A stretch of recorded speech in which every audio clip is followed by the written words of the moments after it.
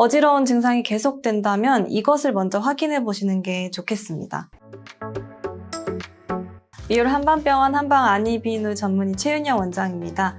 오늘은 연간 100만 명이 호소할 정도로 가장 많이 호소하시는 겨울철의 증상, 어지럼증에 대해서 한 가지 질환에 대해서 설명드리려고 합니다. 어지러운 증상이 계속된다면 이것을 먼저 확인해 보시는 게 좋겠습니다. 혹시 뒤로 누운 상태에서 어지럼이 느껴지거나 혹은 고개를 좌우로 돌릴 때 어지러움이 있진 않으세요? 또는 머리를 오른쪽으로 이렇게 기울어서 누웠을 때 혹은 왼쪽으로 기울어서 누웠을 때 어지럽진 않으신가요? 만약 제가 말씀드린 여러 가지 동작들 중에 하나라도 어지럽거나 아니면 눈떨림이 있다라고 하신다면 이석증을 의심해 보시는 것이 좋겠습니다. 먼저 이석증의 종류에 대해서 설명드리면 이석증은 머리 위치의 변화로 유발되는 대표적인 회전성 어지러움을 느낄 수 있는 질환입니다. 그 유형은 크게 두 종류로 나뉠 수 있는데요. 첫 번째는 세 개의 방골이간 내결석, 그러니까 방골이간 안에 굴러다니는 돌, 그리고 팽대부릉형 결석이라고 해서 팽대부릉정이라고 하는 곳에 딱 안착되어진 이석증을 말씀드릴 수 있겠습니다. 방골이간 내 결석은 후방골이간, 전방골이간, 그리고 수평방골이간 이렇게 세 가지로 분류할 수 있고요. 이석증 환자 10명 중에 6명의 환자들께서 진단받으시는 이석증 종류 중 하나는 후방골이간입니다. 후방골이간은 그 위치 구조상 내이 구조에서 가장 낮은 위치에 있기 때문에 당연하게도 우리 중력의 영향을 받아서 그 돌이 아래로 떨어지겠죠. 그래서 가장 많이 발생을 하고요. 그 흔한 증상 중에 하나는 고개를 세수하려고 숙일 때 아니면 침대를 몸으로 뒤로 누일 때 이렇게 앞뒤로 나타나는 증상이 있습니다. 반면에 전방골이간, 즉 상방골이간 경우에는 일상에서 가장 위쪽에 위치하고 있는 방골이간이기 때문에 자연스럽게 위에 있는 돌이 아래로 떨어져서 증상이 치료하지 않아도 소실되는 경우도 있습니다. 그리고 수평 방골이간의 경우에는 바르게 누운 상태에서 고개를 좌우로 이렇게 측면으로 돌릴 때 어지럼이 보통 나타납니다. 특히 수평 방골이간의 경우에는 앞서 말씀드렸던 방골이간 내 이석증과 팽대부릉형 이석증으로 나뉘게 돼서 각각에 따라 치료를 달리할 수 있습니다. 수평 방골이간 내 이석증의 경우에는 우리가 흔히 생각하는 이석증의 종류고요. 방골이간 내에 이석이 동동 떠다니다 보니까 이석을 치환하다 보면 비교적 쉽게 이동해서 잘 치료되는 반면에 이제 팽대부릉정에 딱 달라붙어 있는 이석증 같은 경우에는 그 치료가 더 오래 걸리는 경우가 많습니다. 이 팽대부릉정 이석증은 임상 증상으로서는 사실상 구분하기가 힘들고요.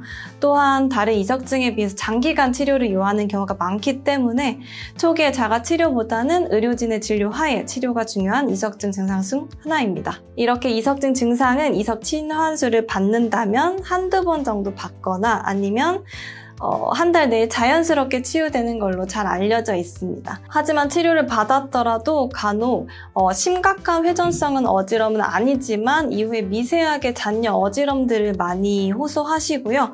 더불어서 이제 평형 감각이 조금 떨어지거나 아니면 두통이 온다든지 아니면 오심 같은 메스꺼움 그리고 전체적인 소화 기능의 저하 등도 함께 나타날 수 있습니다. 첫 번째로는 전정기능 회복 운동입니다. 이석증을 치료한 후에 약간의 어지럼이 남아있을 때 이런 좀 재활 운동을 통해서 전정기능의 보상 자체를 촉진시켜서 어지럼을 좀 경감시킬 수 있고요.